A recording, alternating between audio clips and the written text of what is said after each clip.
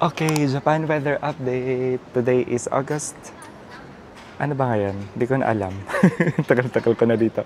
Ayun, August 22, 2025. It's Friday and yun, same pa rin naman yung temperature. Parang nung mga nakaraang araw din lang. Mainit pa rin. Temperature is 27 to 34 degrees Celsius. So it's still really hot. Kaya kung yung mga nagtatanong kung anong temperature for the next few days, ganun pa rin. Kasi yung summer or yung ganitong weather is until siguro late September. So mag-start na mag-drop talaga yung temperature. By late September, yun na yung start ng autumn season. And then early autumn season na ng early October. So by October, parang Baguio levels na yung lamig. And then by November, yan, medyo malamig na. So, kung darating kayo ngayong August and even early September, ganun pa rin yung temperature, mainit pa rin. October, doon pa lang siya lalamig. So, wala namang something new sa weather update natin.